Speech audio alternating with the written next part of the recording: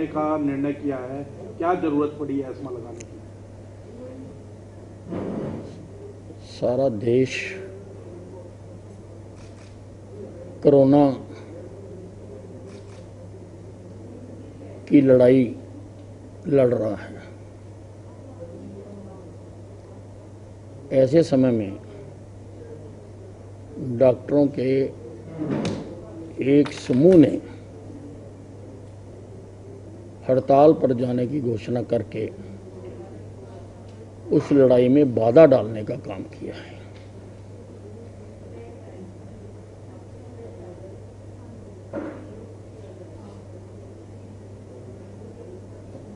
लेकिन जिस तरह से आपने भी पहले उनसे मुलाकात की थी, कल भी मुख्यमंत्री के आवास पर आपकी फिर से मुलाकात हुई, तो क्या सहमति नहीं बन पाई? हमने जो उनकी मांगे थी मैंने उसी वक्त स्वीकार करके वो मुख्यमंत्री जी के पास और अन्य विभागों के पास भेज दी थी। हमारा सकारात्मक रुख था और कल मुख्यमंत्री जी के साथ बैठक होने के बाद उनकी सैद्धांतिक मंजूरी भी दे दी गई थी। अब कोई नई चीज करनी है तो कई विभागों में जाती है फाइल, उसमें समय भी लगता है। सैद्धांतिक मंजूरी दे दी गई और उनको बातचीत करने के लिए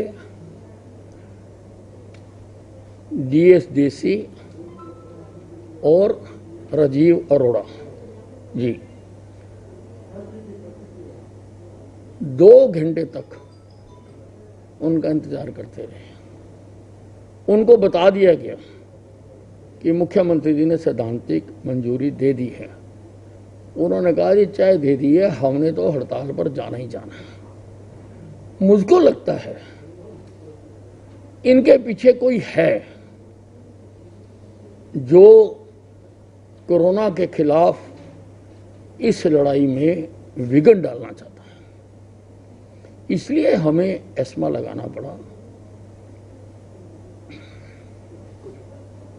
सर अगर बात करें तो जिस तरह से कोविड को लेकर मामले हरियाणा में भी बढ़ रहे हैं, हालांकि स्वास्थ्य विभाग ने संबंधित तैयारियां की है, लेकिन उसके बाद भी कई जगह ऐसी रैलियां हैं या नेताओं का जो स्वागत है वो किया जा रहा है जहां पर बिना कोविड प्रोटोकॉल को फॉलो किए बड़ी नहीं, उसके लिए नोटिफिकेशन जारी हो गई है और आदेश जारी कर दिए गए हैं कि सारे प्रदेश में कहीं पर भी कोई रैली, प्रदर्शन, धरना नहीं कर सकता। आप देखिए कि चुनाव आयोग ने भी जिस प्रदेशों में चुनाव हो रहे हैं वहां पर भी ये प्रतिबंध लगाए हैं और कोरोना तो सारे देश में है, इसलिए यहाँ पर भी हमें वो प्रतिबंध हमने लगाए हैं। साहब ये जो 1 जनवरी से आपके आदेश थे कि जहाँ पे 2 डोज नहीं लगी सार्वजनिक स्थलों पे नहीं जाने दिया जाएगा, आप मुख्यालय की बात ही करें, जैसे हम लोग भी आए हैं, कोई पूछता नहीं है कि आपकी 2 डोज लगी या नहीं लगी है।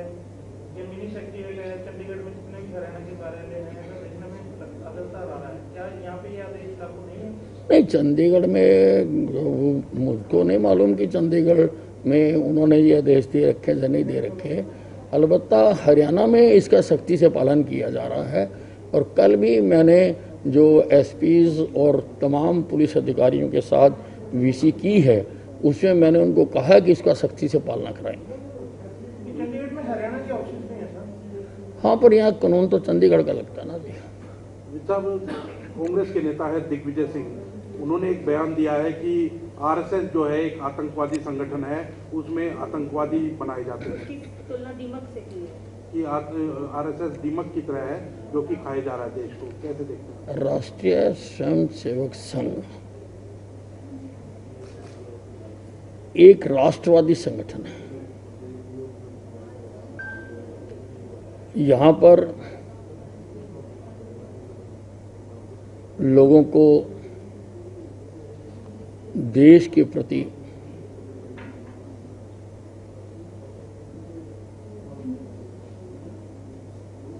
सम्मान सिखाया जाता है। अब जो लोग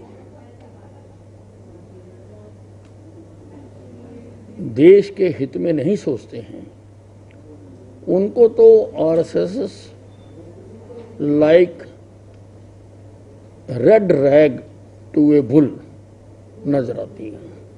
इसलिए वो हमेशा इस प्रकार के उल्टे सीधे बयान देते रहते हैं। 5 राज्यों के चुनावों का ऐलान हो चुका है, अभी 4 राज्यों के अंदर बीजेपी की गवर्नमेंट है। कैसे देखते हैं आपकी अब क्या रहने वाला है, किस तरह से देखते हैं, क्योंकि पंजाब आपका बिल्कुल निकटतम राज्य है, वहां कांग्रेस की गवर्नमेंट है। देखिए,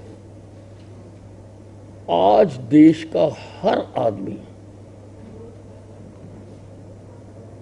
भारतीय जनता पार्टी और नरेंद्र मोदी को चाहता है, क्योंकि नरेंद्र मोदी ने राजनीति की दिशा बदल दी। पहले हमारे देश में भावनाओं की राजनीति होती थी।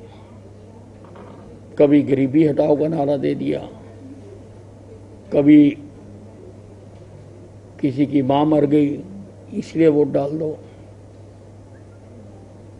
लेकिन अब केवल और केवल विकास की राजनीति की जाती है।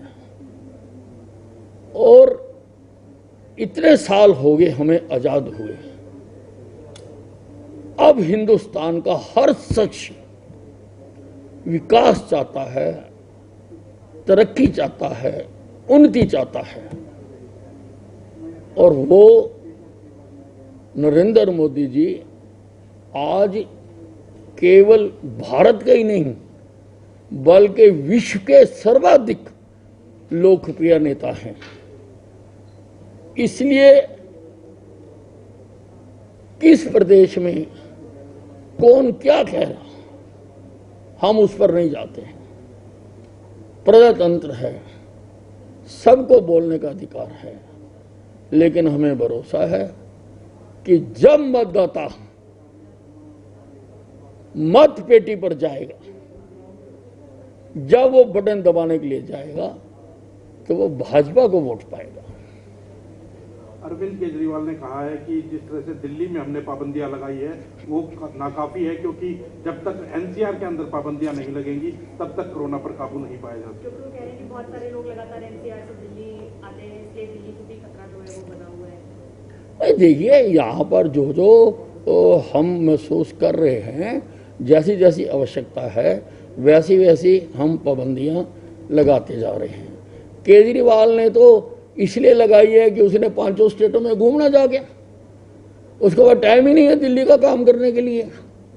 और केजरीवाल की एक आदत बन गई जो ऑन रिकॉर्ड है कि वो अपनी कमियों के लिए दूसरों लोगों को दोषी ठहराना उनकी आदत है।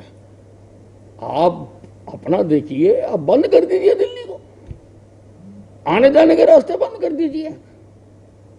आप इस तरह से इस लड़ाई को साझे तौर पर लड़ने की आवश्यकता है, ना कि एक दूसरे के ऊपर आरोप लगाने की।